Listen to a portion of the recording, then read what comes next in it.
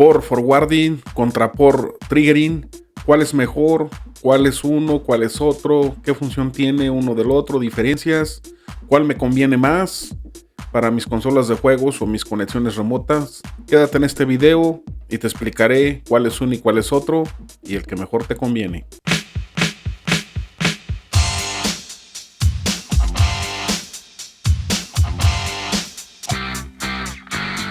Y vamos a comenzar con el port forwarding.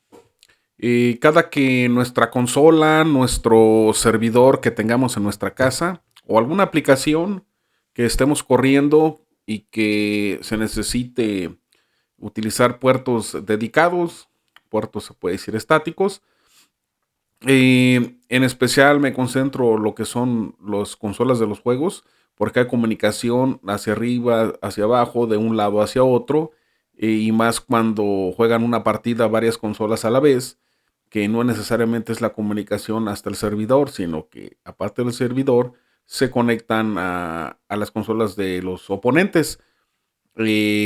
Caso similar cuando alguien monta un servidor de páginas de internet en su casa o va a monitorear sus cámaras, cámaras de circuito cerrado, o tiene un servidor de archivos, o como un Netflix casero o un Spotify casero.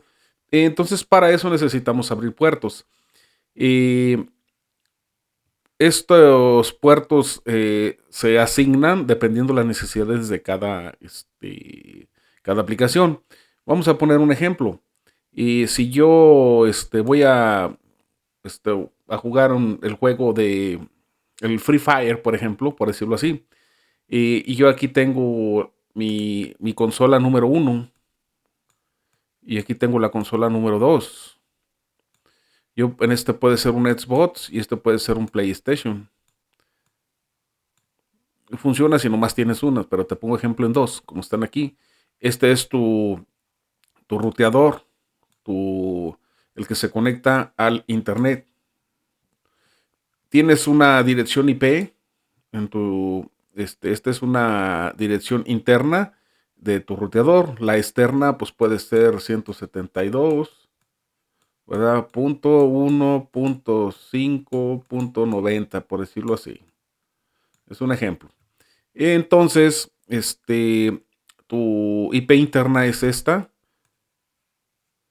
y tienes tú conectado estas dos consolas. Si tú te fijas, tienen la misma subnet o el mismo secuencia de la IP.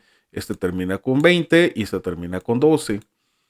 Aquí yo quiero jugar Free Fire. El Free Fire, supongamos que necesite, es un mero ejemplo, no sé cuáles puertos ocupe, pero supongamos que el Free Fire utilice el puerto 3000 y lo utilice en UDP.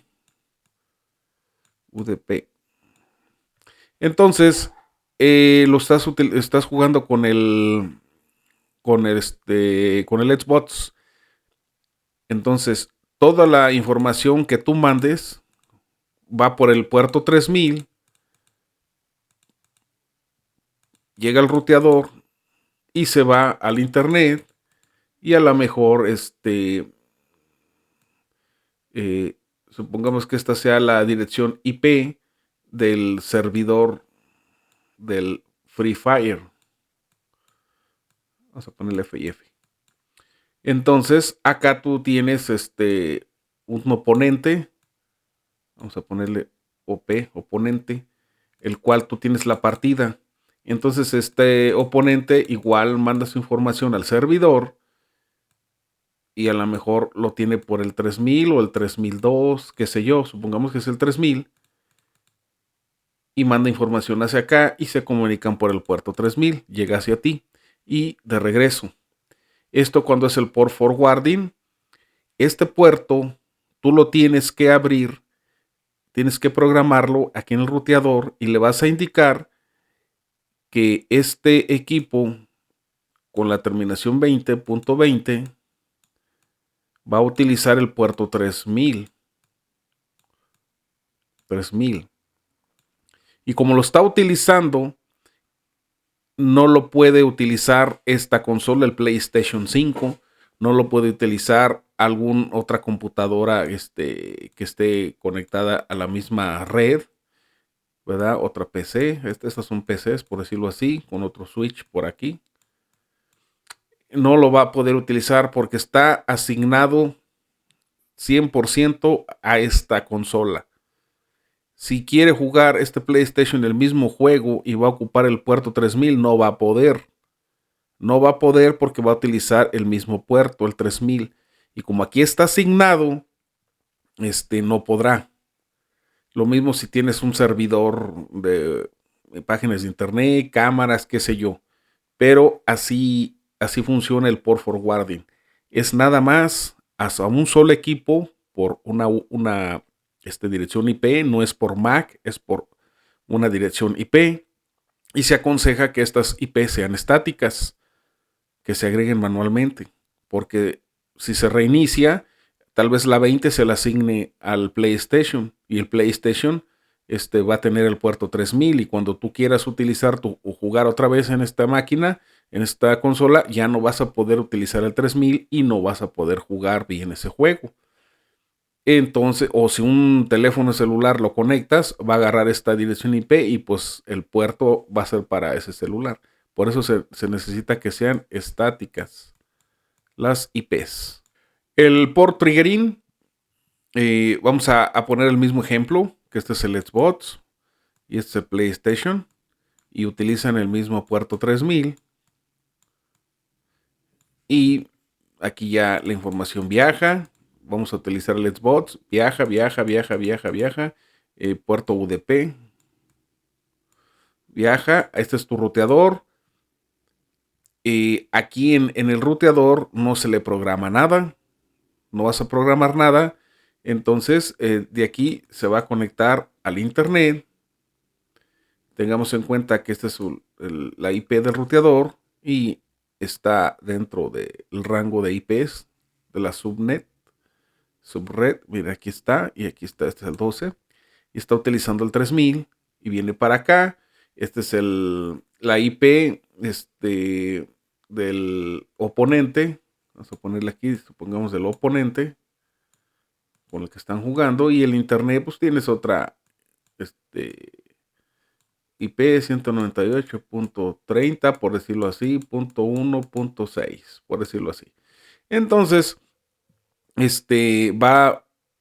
viaja la información por el puerto 3000, se va hacia el internet, llega a tu oponente, el oponente llega aquí, o si está jugando otro, pues es otra IP, y mandan la información al servidor por el internet, llega aquí y se regresa por el mismo puerto 3000, y como es puerto triggering, mientras se esté utilizando el puerto, esta consola, pues nada más la usa esta consola. Si por algún momento la consola cambia de juego o lo apagas o qué sé yo, o pones otro juego y no ocupa este puerto 3000, lo puede utilizar el PlayStation 5 sin necesidad de programarle nada aquí en el ruteador. O si no se utiliza la consola con este puerto y alguien con un smartphone o una tablet juega ese mismo juego del Free Fire y utiliza el mismo puerto 3000, pues se lo asigna sin necesidad de que le importe, en este caso el ruteador, cuál es la dirección IP. ¿Por qué? Porque cualquiera lo puede utilizar. Lo que no se puede utilizar es al mismo tiempo. Lo puede utilizar se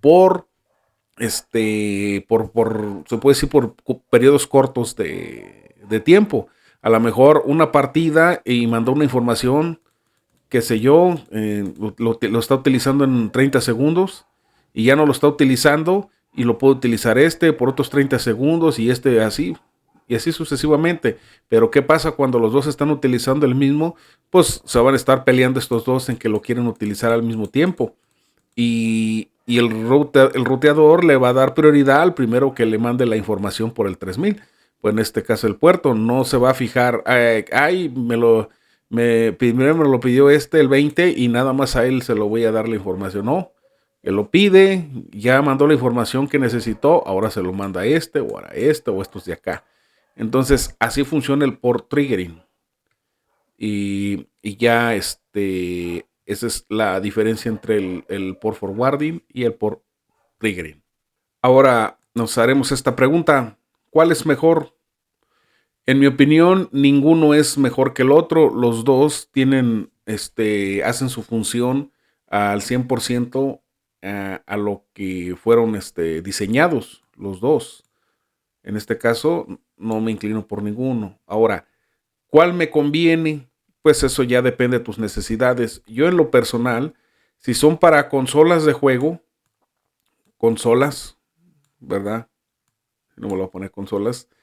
Y tienes nada más una en tu domicilio, yo te recomiendo que utilices el port forwarding.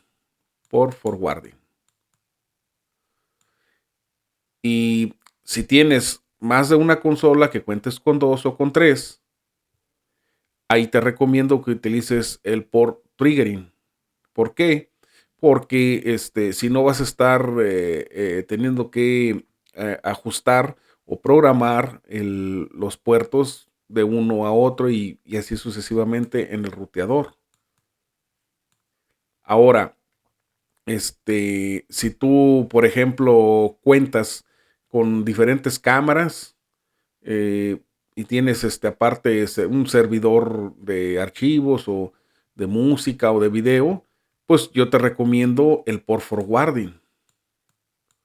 Port forwarding, ¿para qué? Para que tú asignes puertos 3002, tú asignes tus propios puertos, el 10,000 o el 1000.